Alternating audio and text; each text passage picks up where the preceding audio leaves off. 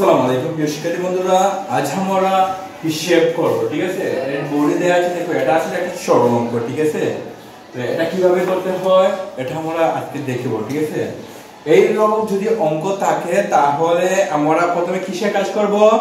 দেখো এটা নিয়ম কি আছে, দেখো এটা নিয়ম আছে বি ও ডি এম। ঠিক আছে, B O D M A S.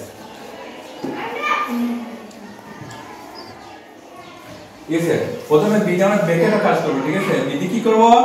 ব্র্যাকেটের কাজ, অদি অফ এর কাজ। ঠিক আছে, মানে এ এর কাজ, ডি ডি ভাগের কাজ, ডিভিশন ভাগের কাজ। ঠিক আছে, এটা অফ এ, এটা ভাগ। ঠিক আছে, বি ডি ব্র্যাকেট, এসে এম ডি মাল্টিপ্লিকেশন মানে গুণ।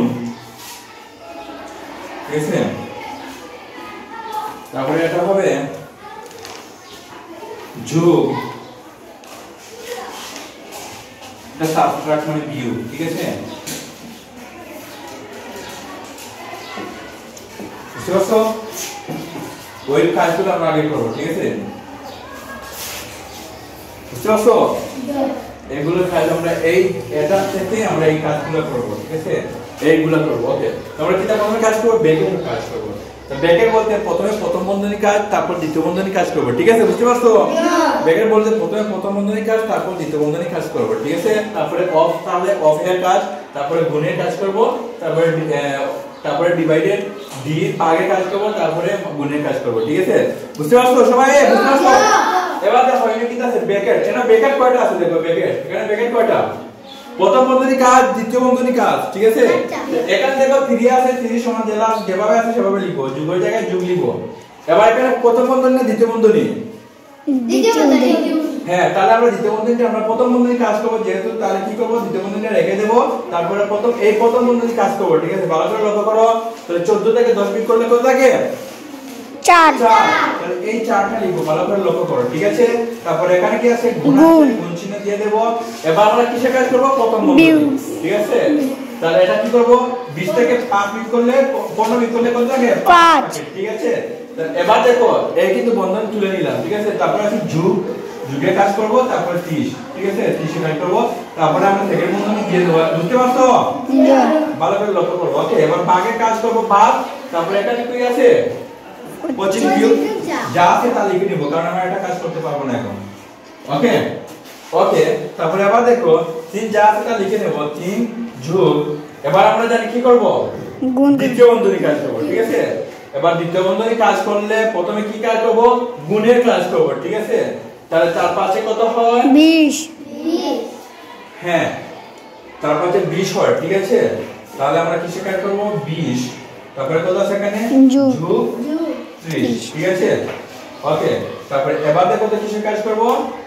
ভাগে। ঠিক আছে, ভাগ এখানে আছে, তাহলে এবার কি করব? এবার দেখো 25 থেকে 4 বিয়োগ করলে কত থাকে? 21 থাকে। এটা হ্যাঁ, এটা ওকে, তাহলে এটা যা তা লিখে দেব, 25 বিয়োগ 4 এটা লিখে দেব। ঠিক আছে, এবার দেখো আমরা এবার কিসে কাজ করব? হ্যাঁ, 3 যোগ 4 গুণ 5 যোগ 30। ঠিক আছে, ওকে, এটা দেখো, এটা জিনিস